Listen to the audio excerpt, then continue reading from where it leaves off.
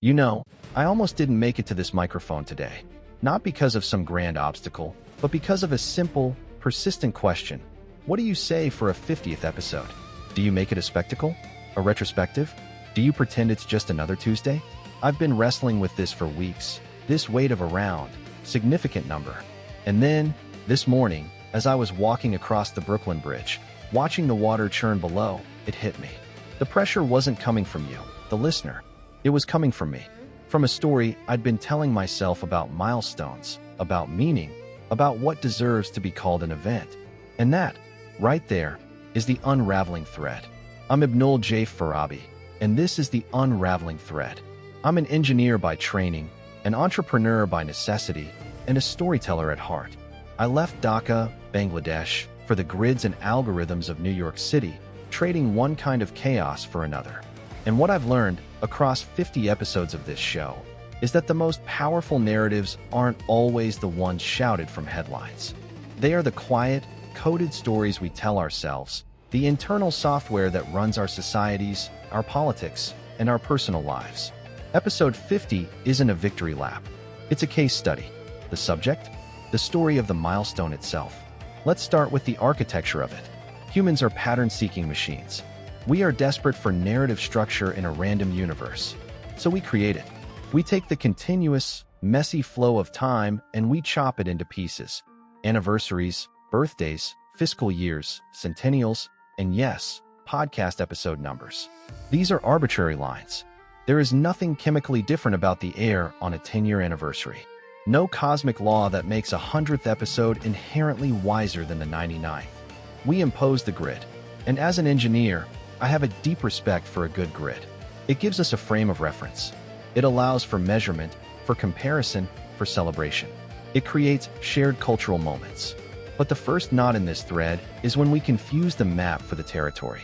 When we believe the milestone itself contains the magic, rather than seeing it as a marker we placed on a long, ongoing road. This leads us to the second segment, the economy of milestones. Because once we agree on these markers, they develop a market value. They become transactional. Think about it. A golden jubilee, a silver anniversary, a centennial edition. We attach prestige, a sense of accumulated worth. In the socio-political sphere, this is rampant. Governments rush to inaugurate projects before symbolic dates. Politics becomes a theater of anniversaries, of revolutions, of independence, of tragedies, each one a battleground for controlling the narrative. The milestone becomes a commodity, a piece of capital to be spent for legitimacy, for nostalgia, for deflection. In our personal lives, it's the pressure of the 5-year plan, the 30 by 30 list. We start measuring our lives in these manufactured increments and feel a quiet panic if our reality doesn't match the plot point.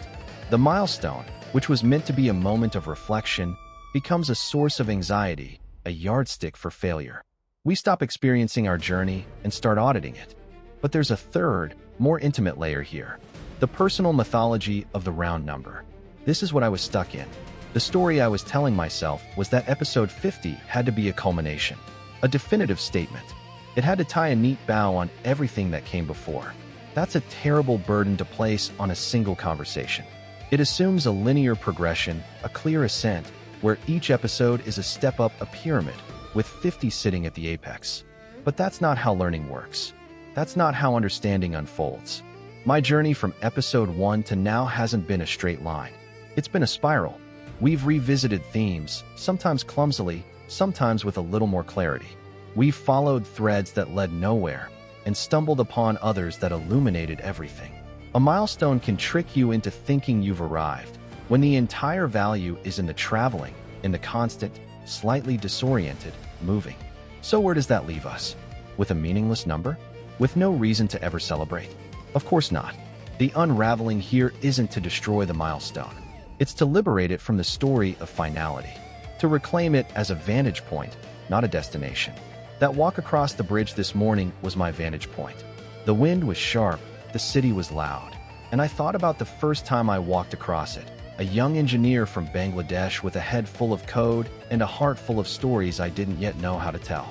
I thought about the episodes we've shared, the threads we've pulled on, about belonging, about digital ghosts, about the architecture of power, about the taste of memory. None of those episodes were definitive. They were inquiries. They were conversations started, not finished. And that is their strength. A milestone is a good time to look back, not to admire a finished statue, but to trace the path of the chisel, to see where the dust settled. It's a chance to look at the map you've been drawing and realize the contours are different than you imagined. The 50th episode isn't an end product. It's a living part of the process. It is, in itself, another inquiry. This one into the very nature of how we mark our progress. So, thank you for being part of this ongoing spiral, for lending your time and your curiosity to these investigations. The pressure I felt wasn't about reaching you. It was about the flawed idea that I needed to deliver something complete. But a thread, by its very nature, isn't complete until it's cut. And I have no scissors in hand. This has been the Unraveling Thread. I am Ibnul Jaif Farabi. This show is produced by Light Knot Studios, a studio dedicated to the idea that understanding is a process, not a product, where every end is a new beginning. Thank you for listening.